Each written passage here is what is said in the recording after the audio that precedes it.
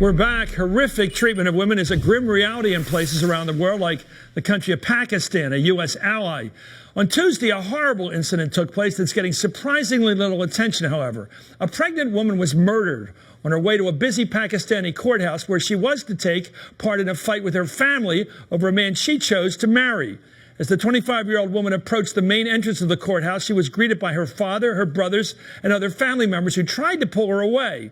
When she resisted them, her own family stoned her to death in broad daylight as many others, including men, looked on. The woman was killed because of her choice not to accept a marriage arranged by her family, as is the custom in much of Pakistan.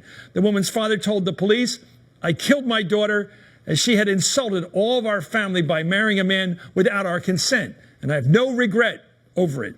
Well, the worst part is this is hardly an isolated incident.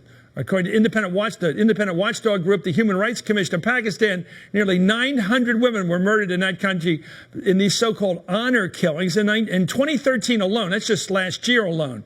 So where's the outrage towards Pakistan? Bobby Ghosh is with Time Magazine. And Irshad Manju is the author of Allah, Liberty, and Love, the Courage to Reconcile Faith and Freedom.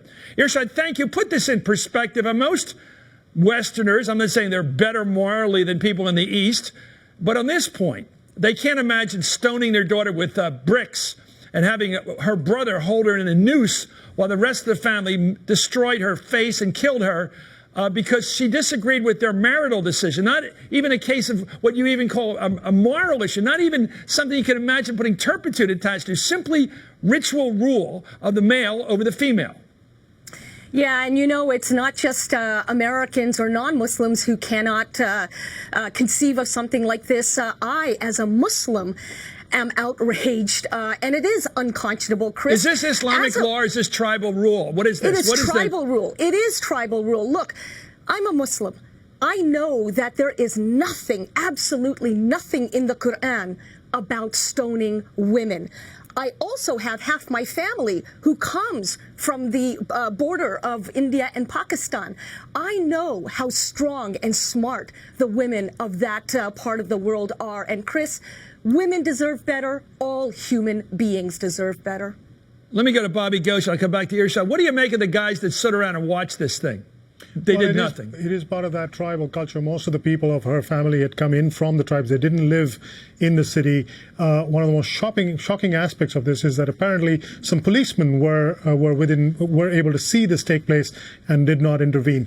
If there is any good news to be drawn from this, is that judging by the response in Pakistan, this has gotten a lot of attention, that activists have sort of seized this case and are trying to draw national attention to this very serious problem. 900 women a year being killed like this. On social media, it has gotten a lot of attention as well. The behavior of her family is inexplicable.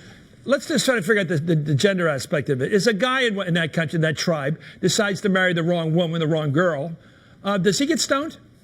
No, he does not. And here's the interesting part. I mean, things are getting more murky with this case. The AFP and some other sources are reporting today that her husband has admitted to killing his first wife in order to marry her. She is the only real victim here, it would appear, and this comes from a culture where women are terribly undervalued, are not regarded as capable of bringing honor to their family. They're only considered as capable of dishonoring their family. Right. This is very much in sort of tribal, rural, semi-educated or uneducated communities. It happens less often, but it does happen occasionally in cities and among more educated families as well. On that point, Irshad, the husband-to-be, who is now I guess a widower already, is not going to be around with this wife, but he killed a previous wife and said so, which is strange enough. How do you put all this together?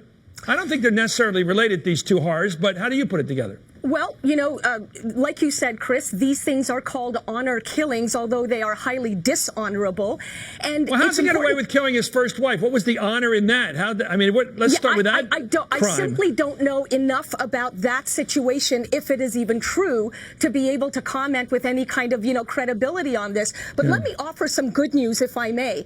While there's no real good news that I can see in any of this situation, just this past week, the New York Times reported that in Afghanistan, a woman set fire to her husband because he let a neighbor rape her. Now, I'd like to think of myself as a non-violent person, but I must tell you that a woman fighting back to claim her rights as a human being makes me cheer. Wow. What do you think of that story, Bobby? Well, there are hundreds, thousands, maybe millions of stories of women standing up for themselves in Pakistan, Afghanistan, in India. It is true that those stories don't get enough attention, but it is tragedies like this that focus all of our attention. Our problem is in the West, we don't pay enough attention to the whole culture in the East, except when there's this disastrous moral situation. That's right. That's exactly right. We should be So thinking cheer more for about the that part of the Afghani world. woman. I agree. Anyway, thank you, Irshad Manju. Great reporting and great analysis by Bobby as well. Bobby Ghosh of Time. We'll be right back after this.